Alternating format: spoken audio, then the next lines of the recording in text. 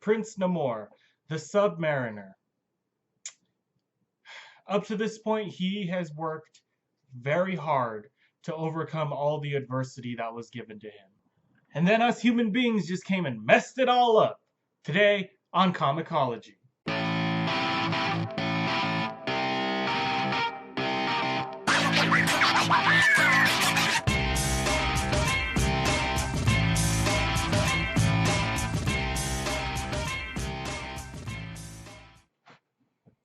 Do you remember the good old days when the Submariner teamed up with Betty Dean to end World War II?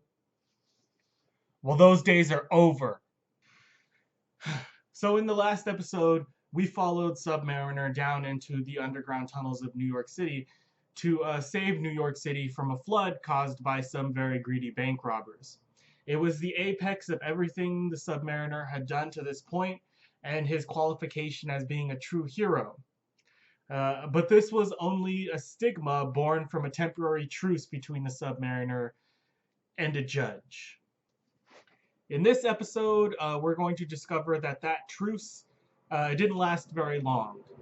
In fact, right about now, everything is going to start coming crashing down for the Submariner. As we see in this first page, the Submariner is destined not for stardom and heroism, but for the electric chair. Doom is what is held in the future for the famous finned fellow, his body filled with electricity to the point of death. The issue begins with Namor returning triumphant from his mission to some genuinely thankful police officers. They load the crooks into the back of a police wagon and head for the nearest precinct when suddenly a carload of gangsters sets up an ambush. They do their best, but they clearly underestimate the Submariner. He lifts their car into the air and slams it back down on the ground, effectively eliminating any threat. Upon returning back to the precinct, we learn that even though the Submariner did save New York, he still has to stand trial in the eyes of society and be judged justly for his previous crimes. He reluctantly agrees and is sent to a containment cell. A few weeks pass, and finally comes the day of the trial. The Submariner doesn't really make an appeal on his accusations, and so he is proven guilty regardless of his heroics, and is sentenced to death. Shocked by the terrible news, he tries to escape the courtroom, only to discover that his powers have somehow left him. I can barely stand to describe this scene. It makes me sad because the Submariner doesn't really deserve what he's getting. It's not his fault. He's not a bad guy. This is just who he is. This is how he was born. Literally, this is what he was born as.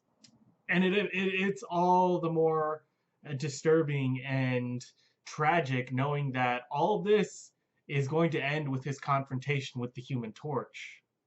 You see, when I think of the entire saga of Namor, I think of this moment as being the most tragic, because this is where his trust in humanity was at its apex, and this is where we betrayed him entirely, irrevocably betrayed him.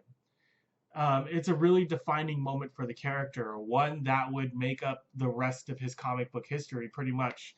And I just can't help but look at it and think, God, how things would have been different if the humans had been more understanding. But then again, that's kind of the whole point of the Submariner. That's what makes him secretly like a hero. He's an anti-hero, one of the world's firsts, because he's not bad. He's just misunderstood.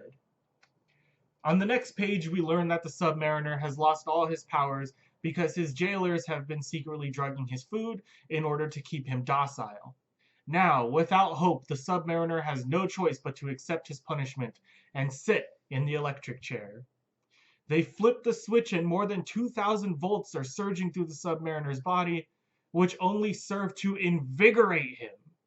The electricity miraculously give him back his strength, and boy is he upset.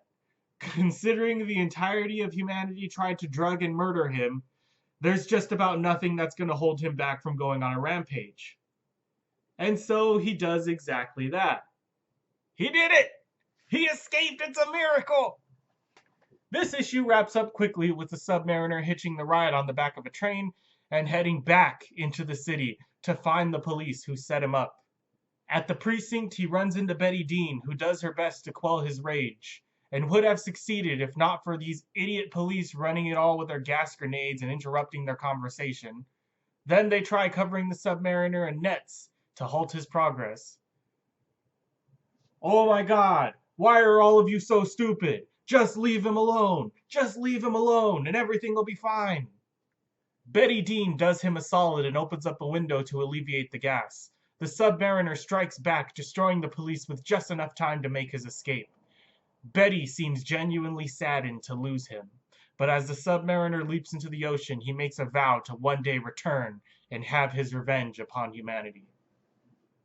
And he will, very soon. Man, he's gonna have so much revenge. I really hate this story. Like, it bothers me. I can't stand the unfairness of it all. It's so tragic.